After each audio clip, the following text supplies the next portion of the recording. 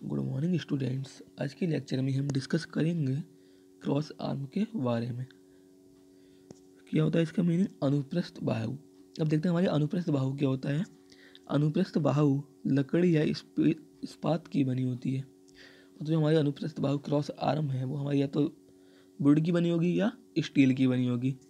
इस्पात स्टील अनुप्रस्थ बाहु के आधार पर MS एंगल तथा MS चैनल के नाम से जानी जाती है। इसको हम या तो MS चैनल या MS एंगल के नाम से भी जानते हैं। अनुप्रस्थ बाहु का उपयोग निम्नलिखित के लिए किया जाता है। पहला, लाइन पृथक को सहारा देने के लिए। इसका उपयोग हम लाइन को सहारा देने के लिए सपोर्ट के लिए करते हैं, रक्षण तार को बचाने के लिए भी करते हैं और ब्रेसिंग के लिए भी करते हैं। सामान्यतः सीधी तथा बी आकार से प्रचलित होती है।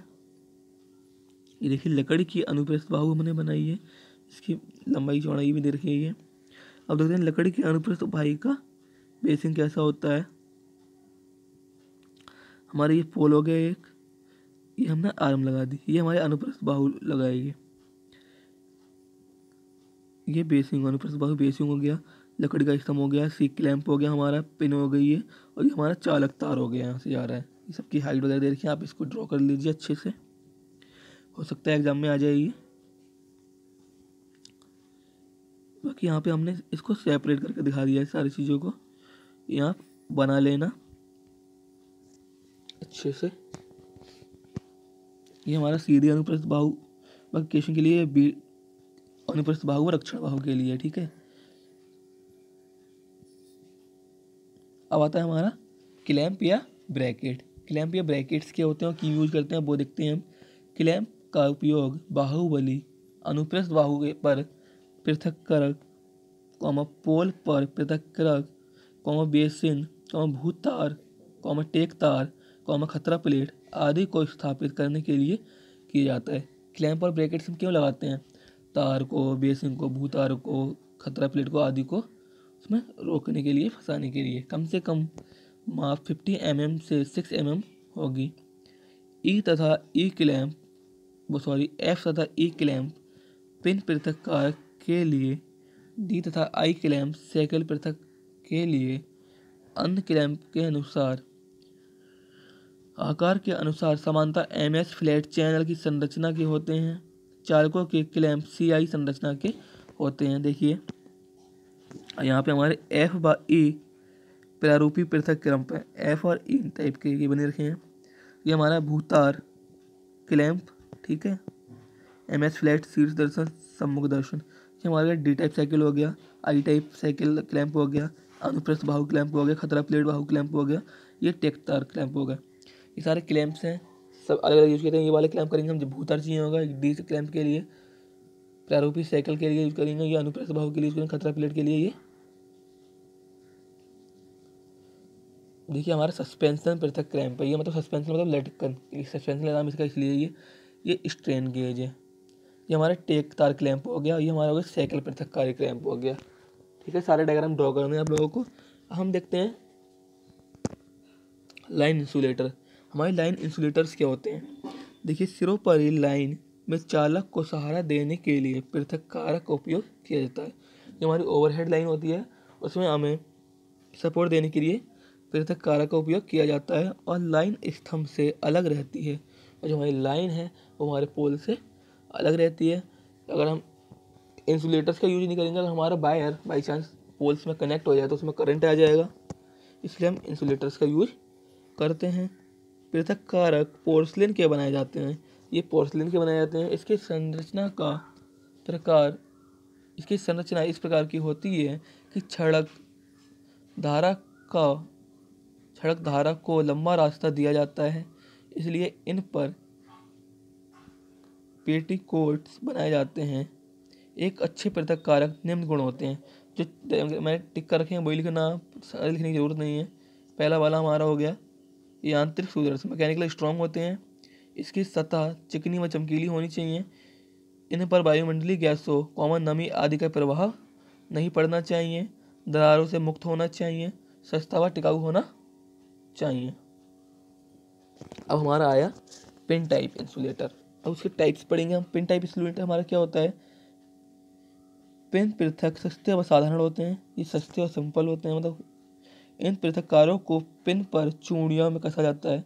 इसको पिन पे चूड़ियों में कसा जाता है। इसका उपयोग 33 kV लाइन वोल्टेज तक उपयोग में लाया जाता है। विशेष परिस्थितियों में 66 kV वोल्ट के लिए भी उपयोग करते हैं। कहीं कहीं 66 kV के लिए यूज करते हैं, लेकिन इस वोल्टता का उपयोग करने के लिए काफ़ी महंगा पड़ता है। पिन पृथक की निचली सतह को नट बोल्ट की सहायता से अनुप्रस्थ बाहु पर कस दिया जाता है। कम से कम आप 60 mm dia by 100 mm high. अब देखो ये बना रखा है हमने डायग्राम, इसको आप लोग ड्रॉ कर लीजिए।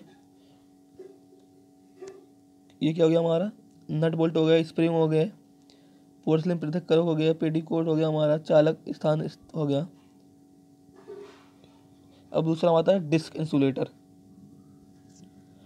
चकती प्रकार की संरचना के कारण इसका नाम चकती पृथक होता है, मतलब चकती के टाइप का होता है ये, इसलिए इसको हम डिस्क इंसुलेटर बोलते हैं। एक चकती 1 डिस्क 11 kV की लाइन वोल्टता के लिए उपयोग की जाती है। इन चकती का उपयोग 2 प्रारूपों में किया जाता है। पहला क्या है, लटकन पृथक्करक सस्पेंशन इंसुलेटर। लाइन की वोल्टेज बढ़ाने पर 11 kV के गुणांक में चकती संख्या बढ़ती है। 11 kV की लाइन में चकती बढ़ती हैं और एक माला एक स्ट्रिंग के रूप में उपयोग की जाती है। मतलब बहुत सारी चकती लगी होती हैं और ये मतलब एक माला के टाइप में यूज की जाती है। जब इस माला को ऊर्ध्वाधर लटका दिया जाता है तो लटकन पृथक्करक कहते हैं, तो इसे लटकन पृथक्करण कहते हैं।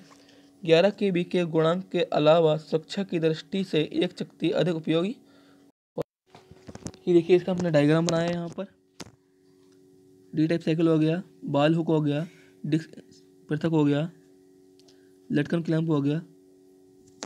अब देखते हैं तनाव पृथक्कारी क्या होता है, स्ट्रेन टाइप क्या होता है। जब चकती की माला को क्षैतिज स्थिति में उपयोग किया जाता है तो इसे तनाव पृथक्करण कहते हैं। इसमें मतलब क्षैतिज में यूज करते हैं तो इसको तनाव पृथक्करण कहते हैं। लाइन की वोल्टेज के अनुसार तनाव पृथक्करण की लंबाई चकती की संख्या पर निर्भर करती है। ठीक है, लाइन की वोल्टेज चकती की संख्या पर निर्भर करती है। अब आया हमारा साइकिल इंसुलेटर। साइकिल पृथक्करक 650 वोल्ट तक उपयोग में लाए जाते हैं। ये पृथक्करक डी या आई क्लैंप के साथ अनुप्रस्थ बाहु पर लगाए जाते हैं। ये समानता उपयोग में लाए जाने वाले पृथक्करक होते हैं, मतलब नॉर्मली यूज करते हैं 650 वोल्टेज तक यूज करते हैं। ये पार्ट समाप्ति मोड़, ये मतलब जहाँ पे हमारी लाइन का एंड हो रहा है वहाँ मोड़, विभागीय लाइन तथा नदी के पार करने के लिए उपयोग में लाए जाते हैं। साइकिल पृथक्करक रील या स्पूल के नाम से भी जाने जाते हैं। कम से कम माप 90 mm डाया और 75 हाई होता है। हमारा डायग्राम ये देखो दिखा रखा है यहाँ पे। ये हमारा पोल हो गया, ये नट बोल्ट से हमने इसको कस दिया। ये हमारा इंसुलेटर हो गया, यहाँ से हम वायर्स को मोड़ देंगे लास्ट लाइन तो वहाँ हम इसको यूज करते हैं। हमारा स्टे इंसुलेटर। ये पृथक्करक टेक तार व लाइन के आधार पर मध्य में लगाए जाते हैं। टेक पृथक्कारक को हम अंडा पृथक्कारक के नाम से भी जानते हैं। टेक तार को हम अंडा पृथक्कारक के नाम से भी जानते हैं। ये इसका डायग्राम हो गया। अब देखते हैं स्प्लिट इंसुलेटर। स्प्लिट पृथक्कारक का उपयोग रूप रक्षक या लूप गार्ड के रूप में किया जाता है और काला तार भाग पर बांध दिया। ये देखिए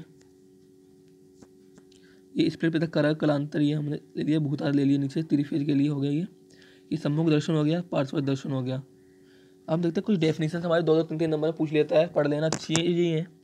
पहला आता है पोस्ट इंसुलेटर और सपोर्ट इंसुलेटर। क्या है हमारा, ये पिन पृथक्कारक की तरह होते हैं लेकिन इनकी ऊंचाई तथा पतले होते हैं। मतलब ये हमारे पिन टाइप इंसुलेटर की तरह होते हैं, इनकी ऊंचाई बहुत ज़्यादा होती है और ये पतले होते हैं।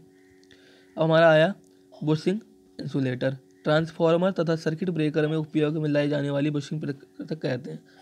ट्रांसफार्मर सर्किट ब्रेकर में उपयोग में होने वाले पृथक मतलब इंसुलेटर उनको हम बोलते हैं बुशिंग इंसुलेटर। हमारे लाइटनिंग अरेस्टर हमारा क्या होता है, त्वरित रोधक समान अवस्था में लाइन चालक भूख के बीच खुले परिपथ का कार्य करता है। लेकिन ये त्वरित या आकाशीय बिजली से आने वाले निम्न प्रतिबाधा पर कार्य करता है। ये हमारे क्या होता है, लाइन पर भूख से बीच परिपथ का कार्य करता है। तो हमारी लाइन है उससे हमारे जमीन तक एक परिपथ का कार्य करता है और ये हमारा आकाशीय बिजली से आने वाली प्रतिबाधा से बचाता है। इसे को भूसंपर्क मतलब हमारी आकाशीय बिजली अगर इस पर गिरती है तो हम उसको अर्थ कर देता है, ये बस इतना सा काम होता है इसको, जिससे हमारा सिस्टम सेफ रहता है। ये क्षण अंतराल मोला गोला अंतराल संघ अंतराल बल्ब आदि आकृति में उपलब्ध होता है। इसका डायग्राम है, देख लेना। क्लैंप लगा दिया, ये भूतार हो गया, ये नीचे तार हो गई, ऊपर से रुपये लाइन आ रही है, हमने अर्थ कर दिया इसको। जो अगर करंट हमारे यहाँ से आएगा वो अर्थ हो जाएगा, तो हमारी लाइन सेव रहेगी। अब आता है वर्ल्ड गार्ड, पक्षी रक्षक। क्या होता है ये?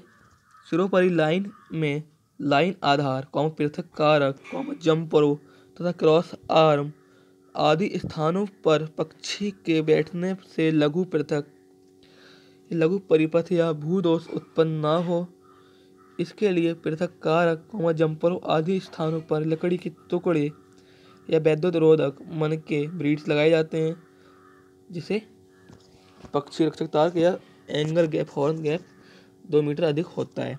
क्या होता है इसमें? तो क्या हमारी कोई सिरोपरि लाइन है, ठीक है, उस पर लाइन आधार पृथक कारक या जंपर क्रॉस आर्म आदि स्थानों पर पक्षी के बैठने के लिए लघु परिपथ या लघु दोष उत्पन्न ना हो।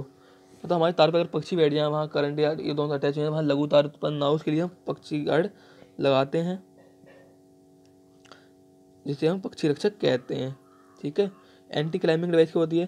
पोल पर कोई ना चढ़ सके, इसलिए 2.5 मीटर से 90 सेंटीमीटर की दूरी पर GI कटीला तार या बार्ब्ड वायर लपेट देते हैं, जिसे ऊपर चढ़ने से रोक युक्ति के नाम से जाना जाता है। हमने देखा हो टायर वगैरह पर तार वगैरह बांध देते हैं, इससे ऊपर कोई चढ़ ना पाए, इससे उसको करंट ना लगे, इसलिए। खतरा प्लेट, जंपर और रक्षण तार क्या होता है? पोल पर खतरा प्लेट क्या होती है? हमारा मतलब आपने देखा होगा कोई पोल होता है, वहाँ प्लेट लगा देते हैं कि इससे ऊपर ना जाए, ये हानिकारक है, ये करंट लग सकता है। जंपर वायर क्या होता है? हमारा मान लिया पोल लगाए, तो एक वायर तो हमारा पोल के, मान लिया हमारा ये पोल लगाए, ये एक वायर यहाँ से आ रहा है, एक यहाँ आ रहा है, ये हमारे इंसुलेटर से कनेक्ट है दोनों, ठीक है। अब इनको सप्लाई कैसे देंगे? अगर यहाँ से जोड़ेंगे तो करंट आ जाएगा ना, इसको ऊपर से एक अलग से वायर जोड़ते हैं, हमें देखा होगा टॉवर वगैरह पे, उसको जंपर वायर बोलते हैं।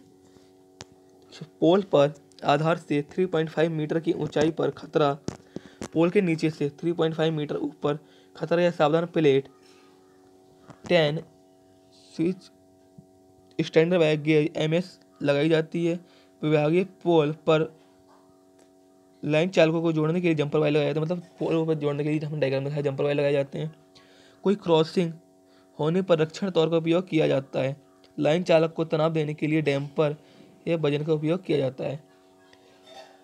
स्टूडेंट्स, आज के लेक्चर में हम इतना ही पढ़ेंगे, कल डिस्कस करेंगे नए टॉपिक के बारे में।